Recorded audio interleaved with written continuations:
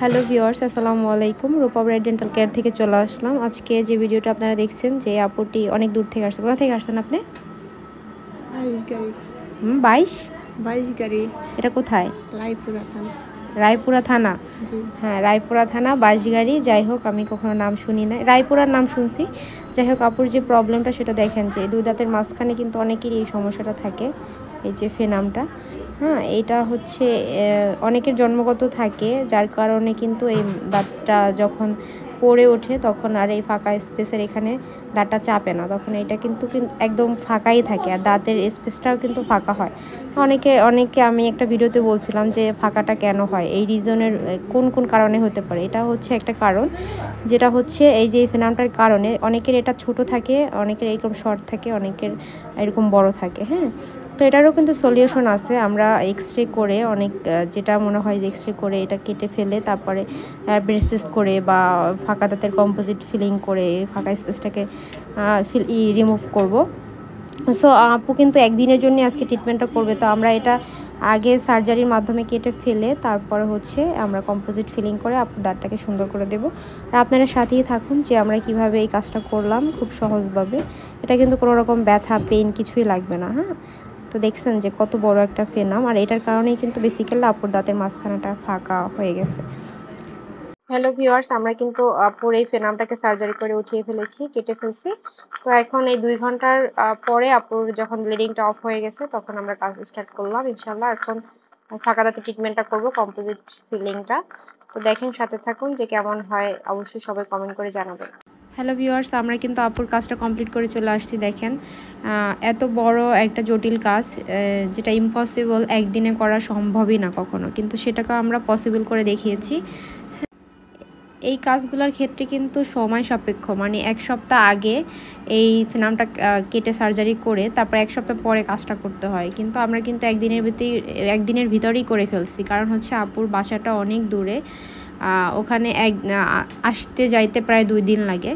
তো সেই ক্ষেত্রে তো আর পসিবল না। আর সেই ক্ষেত্রে আমরা কি করছি দেখেন, এখনও কিন্তু দাঁতের গোড়ায় হালকা হালকা ব্লাডগুলা মানে লাল হয়ে আছে, ব্লাড না লাল হয়ে আছে, যেহেতু এখানে একটা সার্জারি হয়েছে ছোটোখাটো, আপনারা সবাই জানেন।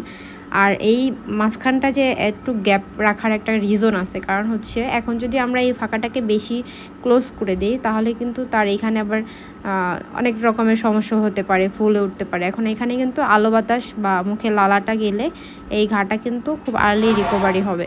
সো সেই ক্ষেত্রে আমরা এতটুকু, আগে তো দেখছেন ওনার কত বড় ফাঁকা ছিল, তো সেই জন্য আমরা এতটুকু ফাঁকা স্পেস রেখেছি কাজের ক্ষেত্রে।